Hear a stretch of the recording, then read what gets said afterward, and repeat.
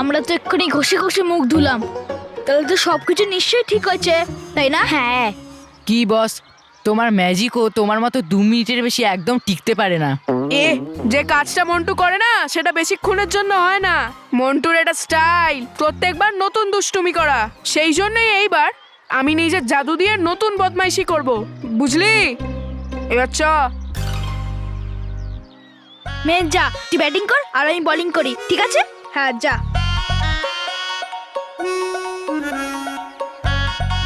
Hello মানব। দেখ মন্টু, আজকে আমার দুজনের সাথে কিচ্ছু করিস না প্লিজ। আরে ভাই, তুই ভয় পাচ্ছিস কেন?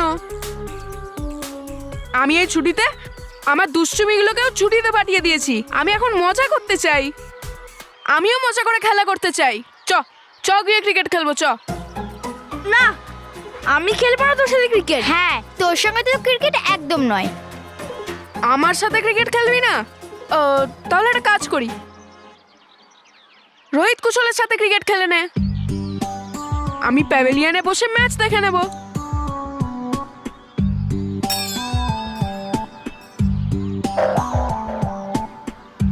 ঠিক আছে। আরে মানব, এই গ্রাউন্ডে কি করে খেলবো? এটা তো খুব ছোট গ্রাউন্ড। চ গিয়ে বড় গ্রাউন্ডে খেলি। ঠিক আছে, চল। টস করার কোনো দরকার নেই। দেখলি মেহের, এরা ম্যাচ খেলার আগেই ভয় পেয়ে গেল। এই পুচকে, টস করার এই জন্যই দরকার নেই কারণ আমি তোদের ব্যাটিং দিলাম। যা যা, তুইও বাকি মনে রাখবি। রোহিত বোলিং কর, আর এটা গুড লাক।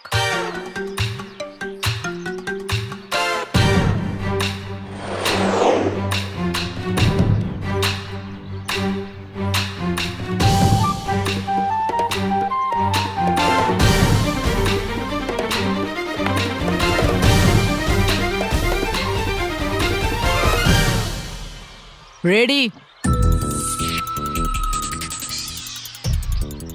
রোহিতের বলটা যেন দেখতে পায় শুধু মানব একটা বড় আর গোল পাথর।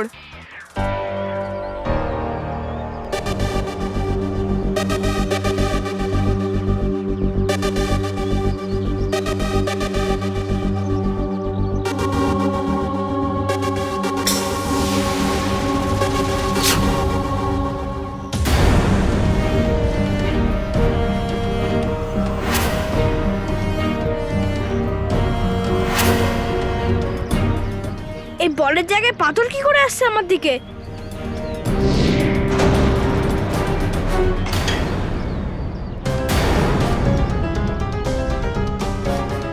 How's that? Yes! Yes! Yes!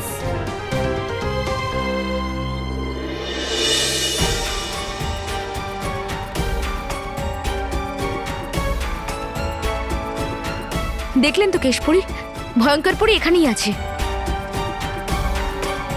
মূর্খ পরীরা, তোমরা এই দ্বার খুলে কতটা অনর্থ করেছো সেটা তোমরা নিজেই জানো না। ভয়ঙ্কর পরী, অনর্থ তো তখন হতো যদি তুমি এখান থেকে মুক্ত হয়ে যেতে। আরে তুমি তো মুক্ত করেছো নিজের বিনাশকেই। ওই বাহ ভয়ঙ্কর পরি, বাহ! আজ তুমি যেখানে নিজেই বন্দী, তুমি আবার আমাদের বিনাশের কথা চিন্তা করছো।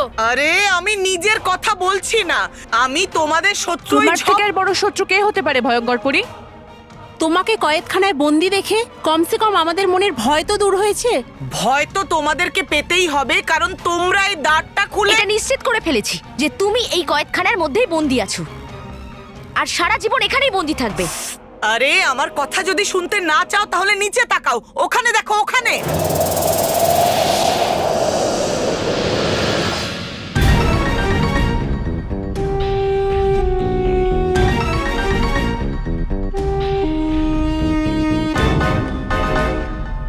এই ভয়ঙ্কর পরী আমাদেরকে নিজের কথায় ফাঁসাচ্ছে। আমাদের এর কথায় আসা উচিত নয়। তুমি ঠিকই বলেছো গালপরি, আমাদের এখান থেকে যাওয়া উচিত। চলো। আরে আমার কথা মনোযোগ দিয়ে শোনো, তোমরা নিজের হাতে অসতের প্রতীক তো তুমি ভয়ঙ্কর পরি, আর আমরা সত্যিই আনন্দিত যে তুমি এখান থেকে বাইরে বেরিয়ে যেতে পারোনি।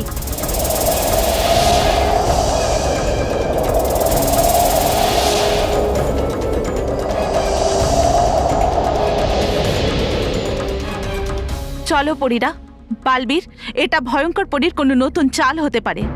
হ্যাঁ কেশপুরী, সর্বদা কয়েদখানার দ্বার বেশিক্ষণ খোলা রাখা উচিত নয়, এতে আরো অনেক বড় বিপদ হতে পারে।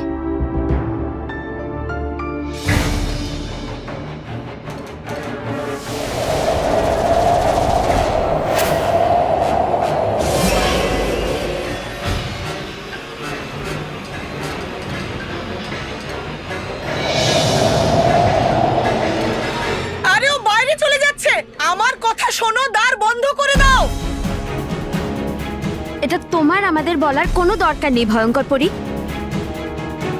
চলুন কেশপুরী, এবার আমাদের তাড়াতাড়ি বেরিয়ে যেতে হবে।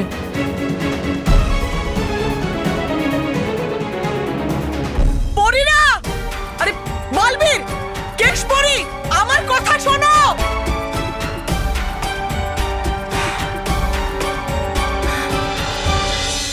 মানব, তুই বলকে ভয় পেয়ে পিছনে সরে গেলি কেন? বল? না না, আমি বলকে ভয় পেয়ে পিছনে যাইনি, আমি তো বড় একটা পাথর থেকে পিছনে গেলাম। পাথর? কিরকম পাথর? কি পাথর? আমি তো কিছু দেখিনি। কোথায় পাথর? ওইদিকে।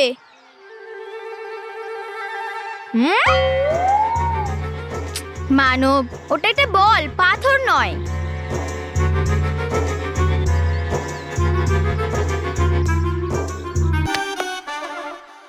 এটা বল, কিন্তু এত বড় পাথরটা তো এইখানেই ছিল।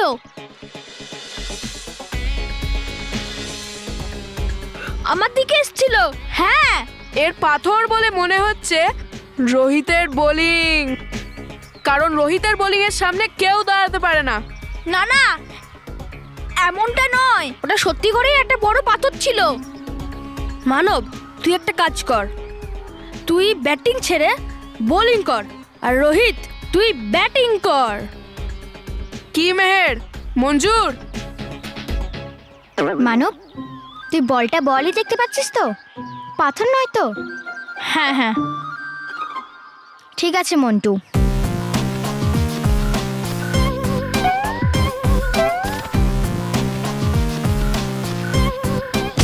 আরে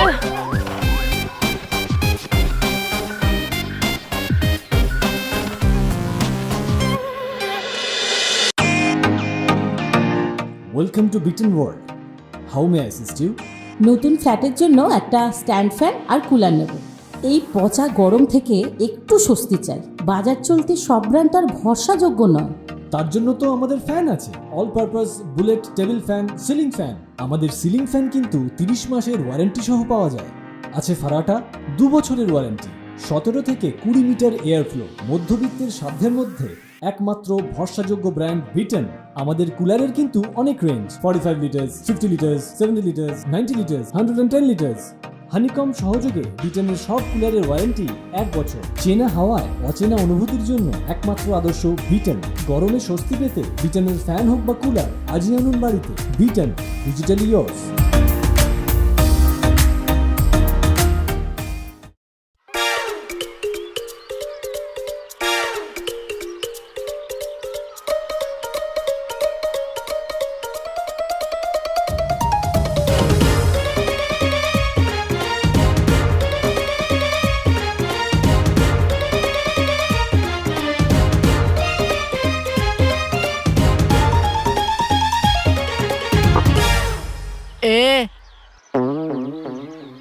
থাম।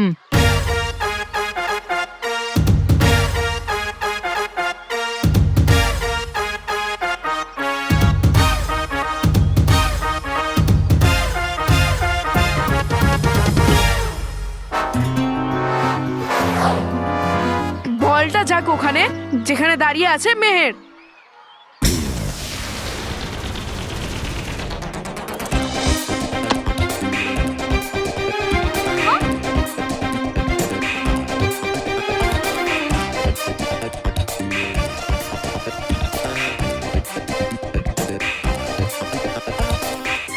Catch Meher, catch.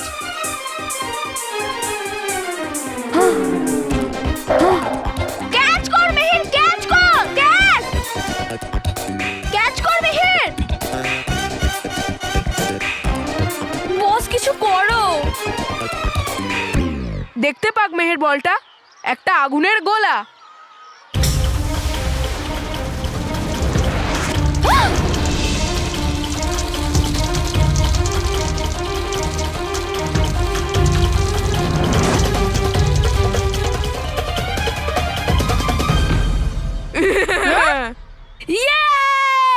ইয়েস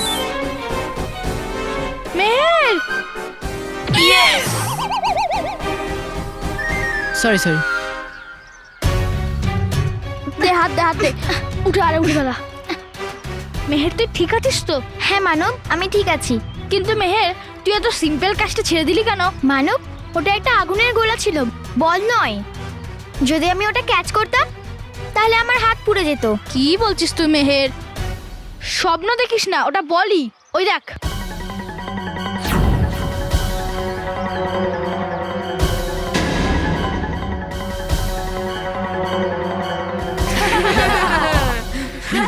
আরে না মানব, সত্যি ওটা বল নয়, আগুনের গোলা ছিল। তুই সত্যি বলছিস মেহের? হ্যাঁ মানব, আমি সত্যি বলছি।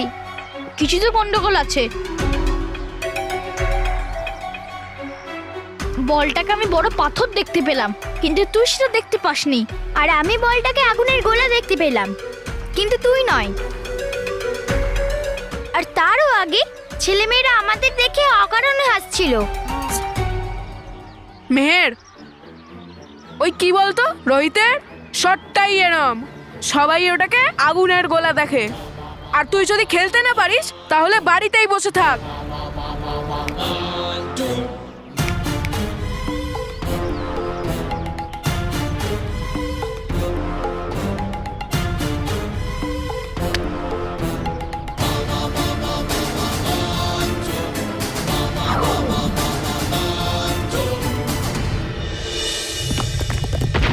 ভয়ঙ্কর পরি এখন চিরদিনের জন্য বন্দী হয়ে গেছে।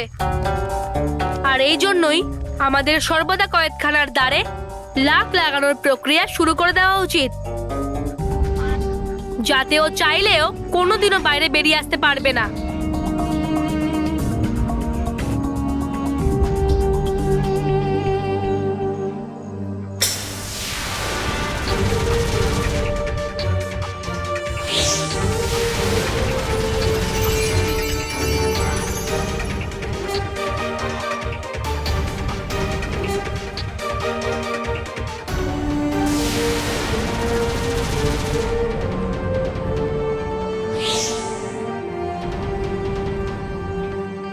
এবার লাক লাগানোর প্রক্রিয়া শেষ হয়েছে, আমাদের এখান থেকে যাওয়া উচিত। তোমরা সকলে আমার সাথে রানী মহলে দেখা করো। তোমাদের সকলের সাথে আমার কিছু প্রয়োজনীয় কথা আছে। ঠিক আছে কেশপুরী।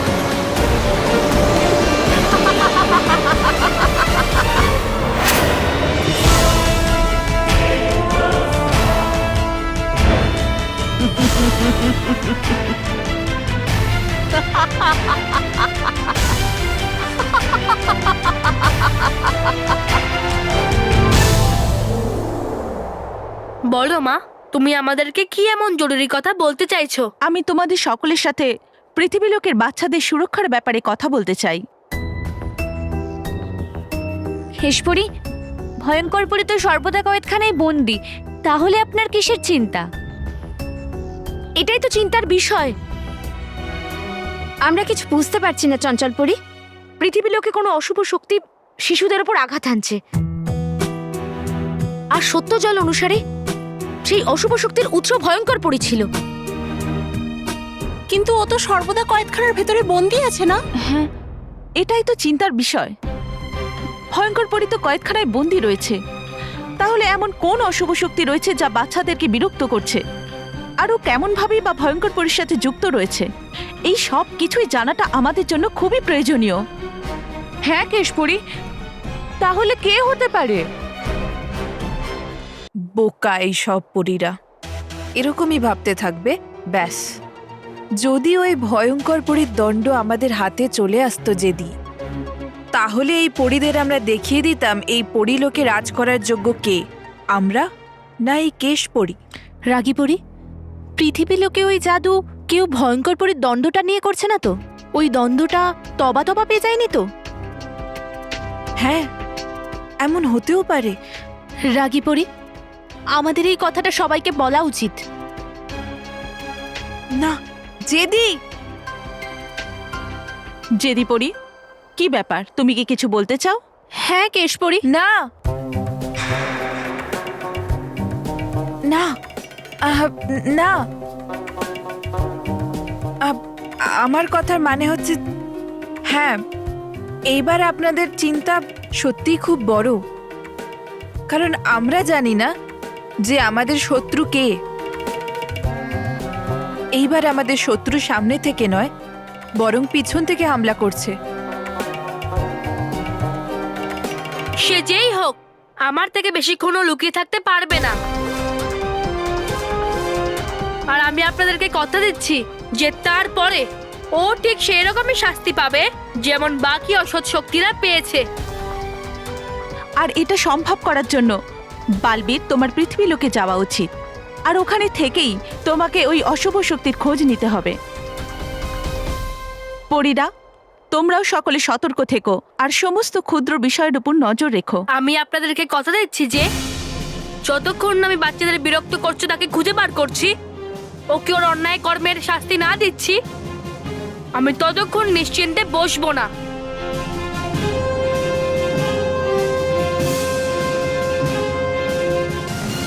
আনন্দে থাকুন পরীরা, আনন্দে থাকুন, আনন্দে থাকো ডুবাডুবা, আনন্দে থাকুন, আনন্দে থাকো বালবীর, আনন্দে থাকো।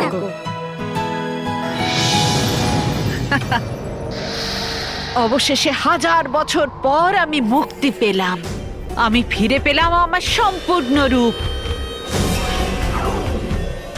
আমার শক্তি, আমার ঝঞ্ঝা আমি পেয়ে গেলাম।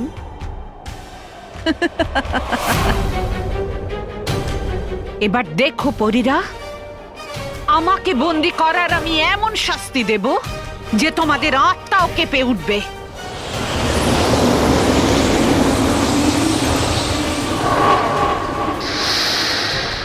পৃথিবী লোকের বাচ্চাদের জন্য তোমাদের খুব দরদ না?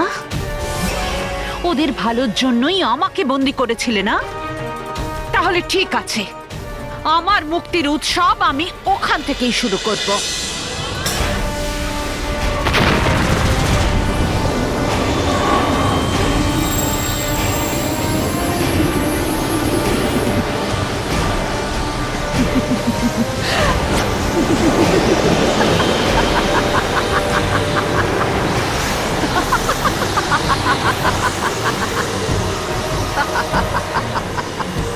আমার প্রিয় ঝঞ্ঝা, পৃথিবী লোকে হাহাকার ছড়িয়ে দাও, তছনছ করে দাও তাদের যারা তোমার সামনে আসবে, তুফান তুলে দাও,